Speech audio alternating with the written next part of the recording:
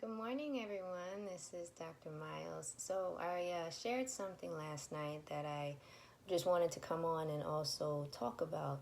And so, I want to first start with a quote that I had shared that came from an article in the American Journal of Kidney Diseases. I was just saying to please make this more publicly known by sharing it. And so that is the use of botanical medicine is ancient, and plant chemicals are still the backbone of our pharmacopoeia, because more than 50% of drugs used in Western pharmacopoeia are isolated from herbs or derived from modification of chemicals first found in plants. And so that was taken from, again, it was a 2004 review in the American Journal of Kidney Diseases, and it was titled Herbs and the Kidney. So what this article was really about, and I've seen a couple articles lately being publicized about it, even though this was about, a long time ago now. But still in all, I wanted to shed light on some issues that I found with the article and wanted to talk to you about these things so that when someone gives you information, you can kind of start asking some of your own questions with it. So the article was discussing how many renal diseases in Africa involve the prior use of herbs.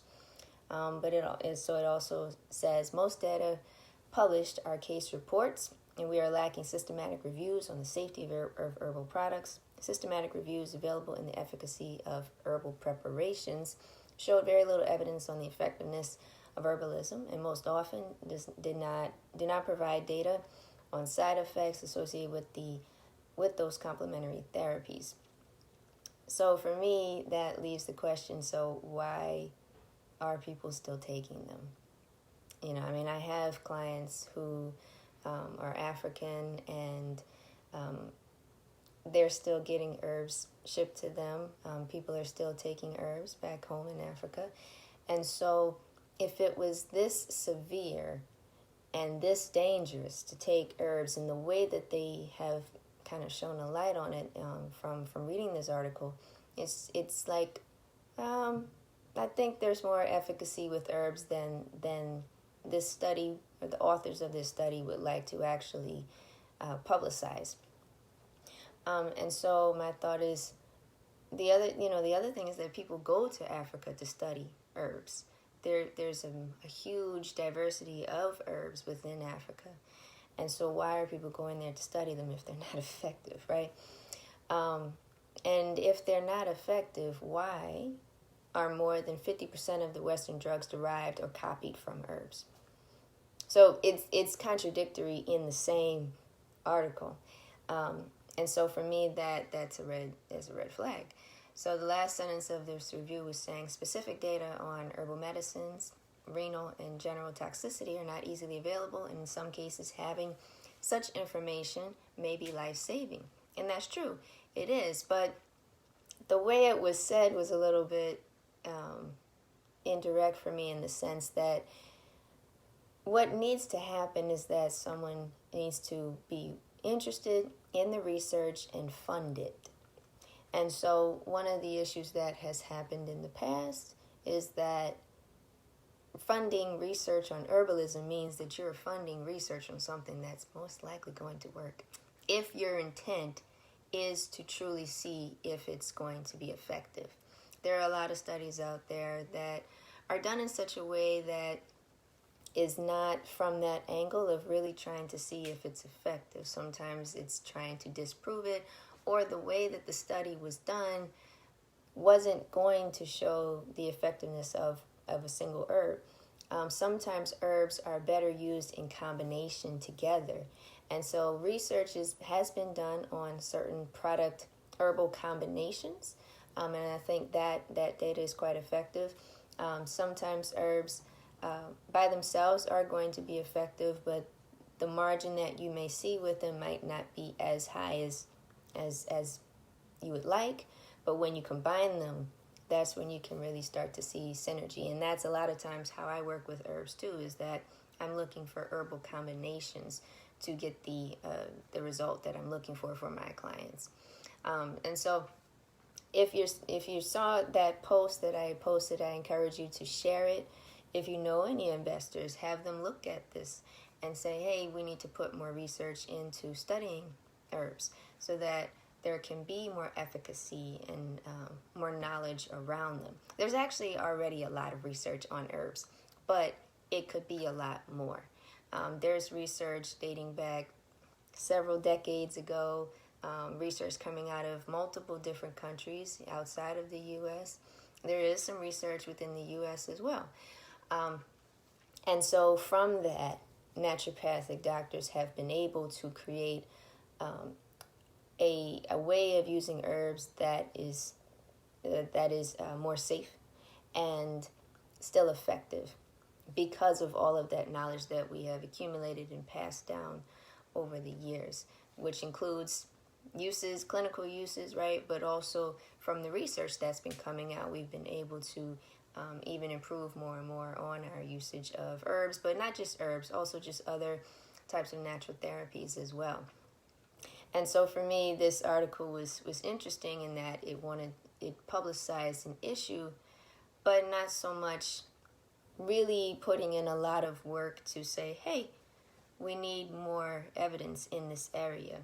And so, because for me, yes, I do think that herbs can cause adverse effects. A lot of times, particularly with the herbs that naturopathic doctors use, the safety profile is very high. The risk of side effects is usually quite small if you are working with someone who knows what they're doing. And so even in this article, my thought was, okay, so a lot of the people who were having renal disease were using herbs. Well, who were they using them through, right? That can happen anywhere. There are people in the United States who have not done that great with herbs, right? And so sometimes you will hear that from the people in the medical profession, is that they tried this and that and it didn't work. And so sometimes it can shed a negative light to medical professionals from their patients who were trying herbs on their own or trying them from someone that wasn't really that educated on how to use them or the different side effects. So that issue can happen anywhere. But I understand that there probably could be some herbs within Africa that can in fact cause major renal damage. And so from that standpoint, it can be helpful to better understand how to use them and use them safely. So there are herbs that have what's considered a low therapeutic window, a small therapeutic window, just like medications. If you can use a certain amount, you go above that, they can be toxic. So phytolacca, for instance, is one of those herbs, and that's used for the lymph system. You're only using a certain amount of drops each time that you take phytolacca, whereas with a lot of other herbs, you can take a whole dropper full, so that would be 30 drops or 60 drops. Whereas with phytolacca, it might be like around 10 each time. And so this is also why having an article like this, it's the beginning, right? But it's not the end. The point is that there needs to be more studies done so that the efficacy and understanding the therapeutic windows of different herbs is more well-known knowledge, and so that it can be used more effectively. But like I said, at the end of the day, people are still using herbs in Africa, and you have to think about why. Because for the most part, they're probably quite effective. So just wanted to kind of give some education about when different things come out in the news, think about all these different concepts and then decide, okay, what do I do with this information? Do I have enough information from this article to really make a concrete conclusion, or do I need more, right? And then you can start to ask around and ask people like myself, what to really make of the information that you see. Because a lot of times also, like even here in the United States, we have these different trends that come up, right? So I remember like coconut oil, for instance, was one that confused people, because at one point coconut oil was good, and then at another time coconut oil was bad. And it was just like, okay, what do? I don't know. I'm overwhelmed. I don't care anymore. I'm just going to do me, right? I'm just going to do what I want. That's not always the best approach to have. Just understand that the world of health is always growing. It's always changing.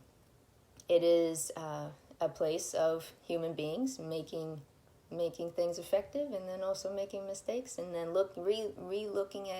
reviewing information that was looked at before, and then making other conclusions.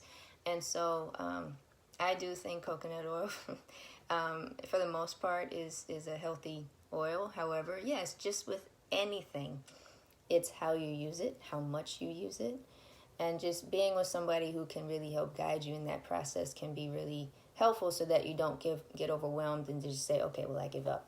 It's not going to work for me, right? Having enough information about it can really be what helps you to be effective and achieve the results that you're looking for. So I am Dr. Miles, and I provide natural solutions in the areas of prevention, digestive health, which can include gas, bloating, excessive belching, heartburn, constipation, diarrhea, and I also provide natural solutions for kidney function. So I provide online consultations, so wherever you are, I'd be glad to help you. You can book an appointment through drdevonmiles.com. Devon is spelled with an I, and I would be glad to start working with you. So you guys have a great day. It's a beautiful morning out here. So go ahead and get some sun if you can. All right, take care.